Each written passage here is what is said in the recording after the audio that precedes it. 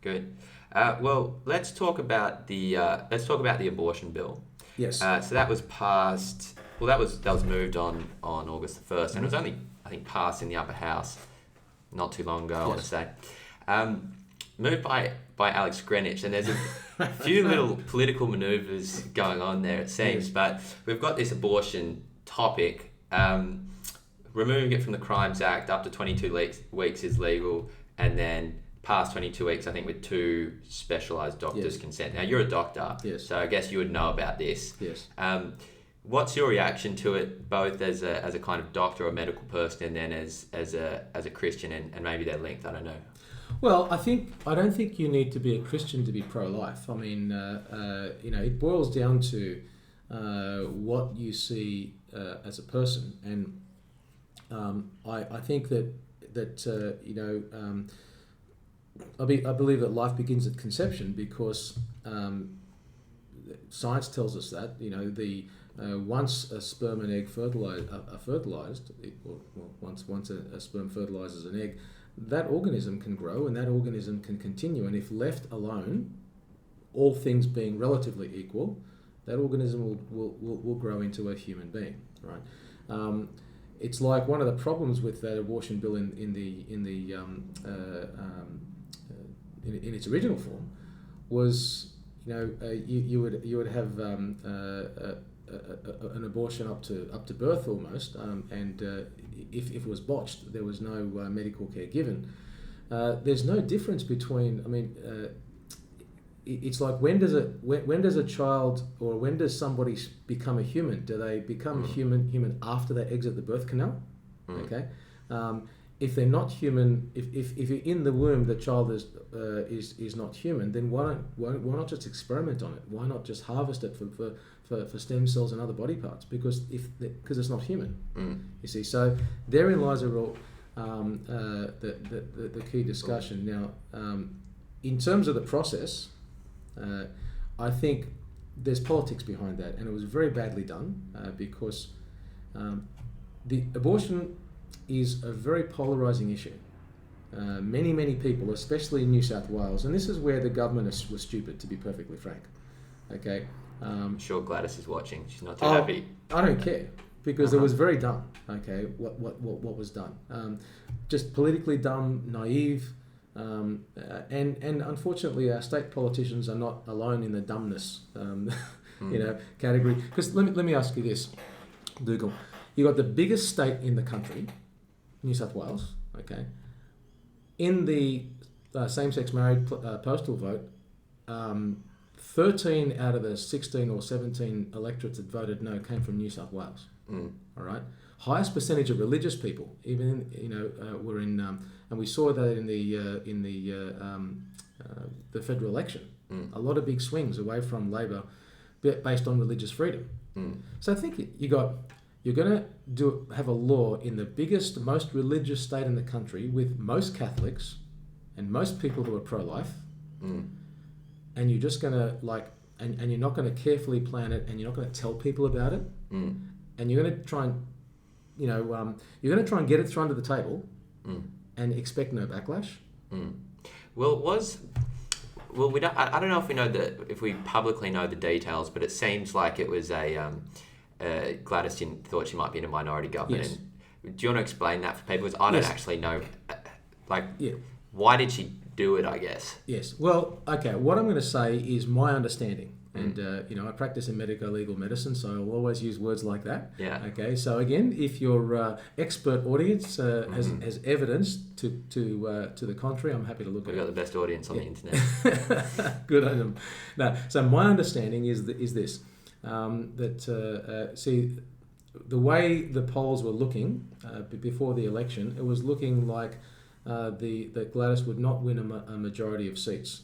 Okay, she would win 46, 47 seats out of the 90 in the because they got to elect a speaker. And if it was neck and neck, if she had if it was 45, for example, or 44. Then she would need the support of an independent to govern, just like what happened with Julia Gillard in 2010. Okay, those three men ended up being two men, Tony Windsor and Rob Oakeshott, became the most powerful men in the country. Because the way they voted determined whether the government could get whether Labor could get its legislation through. So my understanding is that she basically did a deal with Alex Greenwich, and in order to ensure his support for her in the event of a minority government, and his price was this abortion bill, private members bill, because when you look at how it was passed, it was totally against the procedure of the Parliament. Private members bill don't trump normal business. They're only read on a certain Thursday. They're not read on a Tuesday. You don't take up all of the lower house time on a private members bill that quickly. And you got to take your number. You got to register it, and you got to take your number and wait with a private members bill. But this was rushed to the forefront of government business for no good reason. The only thing Gladys did say apparently prior to the election was something like, and we'll have to tidy up the abortion laws. So there is, I believe Tanya Davies mentioned that Gladys did mention that in some discussion somewhere. Do you have any, I don't know if you do, do you know how the mechanics of that deal would work? Because it seems like if Gladys won the election and governs by a majority, do you know what's binding her to a deal like that? That would seem contrary to her base. It seems like it would be a politically silly decision for her, at least in terms of her own self-interest as the Premier, to follow through on. Well, the problem is, as you said, follow through on. If she made that deal, it's worse for her to renege on a deal, because then Alex Greenwich is going to go to the media and tell everybody what she did. Right. And tell everybody that she can't be trusted. Yeah. And tell everybody that she's a liar. Right. See, so again, if she made that deal, and I'm happy if it can be proven that she didn't, to me it's the best hypothesis, because prior to the election, we just didn't know, and she was looking for plan B in case it was a minority government. That's what I think. No pun intended. Now so let's take it back to abortion. Yeah. I'm very happy to agree life begins at conception, but I think there's an interest, because if we found let's say a one-celled organism on Mars, everyone would be jumping around saying we found life on Mars. Yes. Now the question is at what point does it become a human life? I think is the interesting question, because we're pretty happy to kill mosquitoes and insects and ants. We're not happy to kill humans. And there's some people say the line is kind of between cows and horses, but when it becomes a human life, that's a totally different ballpark. Some people, it seems like in some American states, they say, at least in legislation, that it starts at 4 weeks at the heartbeat. Other people say 22 weeks. Is that viability? Is that what that is? Well, it's where because a fetus that dies before 20 weeks is considered or is termed like a miscarriage, or but after 20 weeks it's termed being stillborn. Right. So it's an arbitrary sort of decision. I guess what I would say is that I would consider that if you're going to say that a fetus is a human at 22 weeks or 24 weeks or 26 weeks, then you've got to say it's a human when there's a heartbeat, because the only difference, the only reason the main reason for those sort of dividing lines is survivability. At what point can it survive if it has to be sort of taken out of the womb? Now, with the improvements in technology and improvements in medical practice, that line is becoming further and further. That limit is being pushed further and further back. It's possible in the future that we may have 16-week-old fetuses that can survive outside the womb. Right? What do you do then?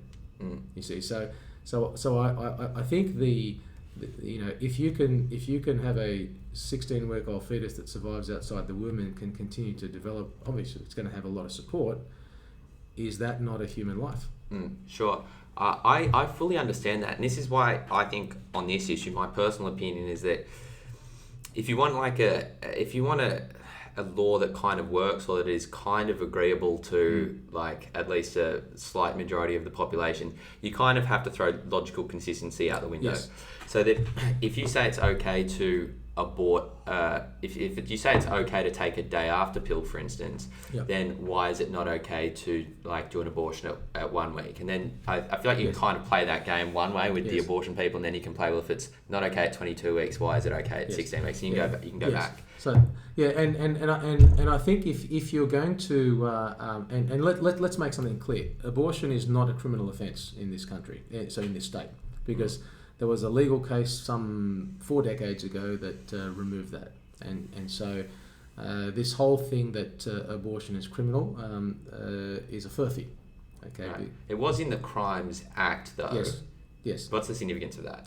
Well, I guess something can be in a Crimes Act, but if realistically, it's like we had blasphemy laws recently, until recently.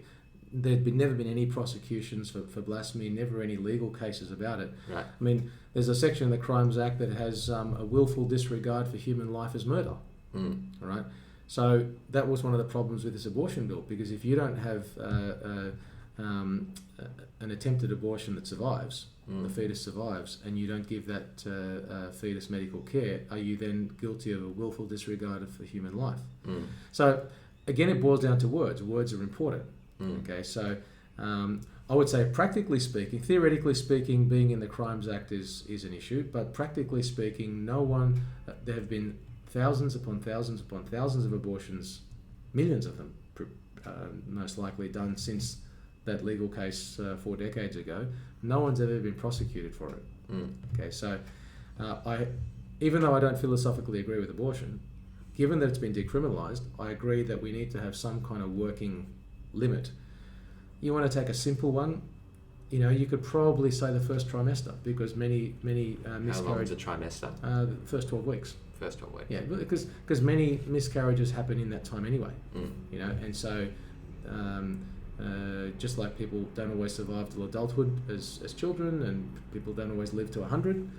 Okay, not all fetuses that want to go to term. Many, and the most common time frame for miscarriages is those first 12 weeks. So that kind of ballpark time frame, I think, that's logical. Yeah, because I think like my reading, I don't have like a firm opinion on it, but it seems like it seems sometime between that 4 week mark they have in like Alabama, for instance, and between like survivability, like. Yeah, after the survivability thing, you're like, that's probably a person, like that's not really okay.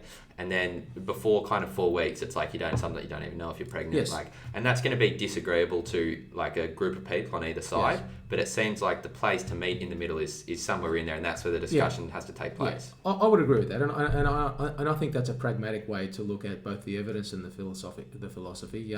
But see, what we're doing here is what wasn't done. See, we're having a discussion. Yeah. We're talking through the data. We're talking through the evidence. We're talking through the philosophy. We're not trying to shove we're not trying to get our viewpoints through under the table. Yeah. What Gladys should have done, she should have done this, and she should have allowed a public debate, and she should have allowed her people to feel like they'd been consulted, and both parties should be able to say, yes, we've had our there should have been submissions. It should have been this should have been a 6 to 12 month process to ensure that whatever the outcome was, both parties could say, okay, well, we had our shot. That's why I don't have a real issue philosophically with the same-sex marriage thing. We got our postal vote. Yeah. We got our we got our attempt to have our say. I think the campaign that the No people ran wasn't the best. I would have done it differently, but I wasn't running it. We lost, and okay, we lost. But at least we had a debate, and that we didn't have that with the abortion bill. We only got discussion after people raised the alarm. I mean, I can tell you, I was at a function, a Liberal Party function. Not that I'm a member of the Liberal Party. I was just there, invited, and that was on a Sunday afternoon. And Nathan Smith, who's a member for Wallandilly, got up and says, "I've just got an email from Alex Greenwich that he's going to move a private member's bill this week on abortion." That's how quickly it happened. So he got an email Saturday night, no notice. Yeah. And then by the Tuesday, it was in the Parliament.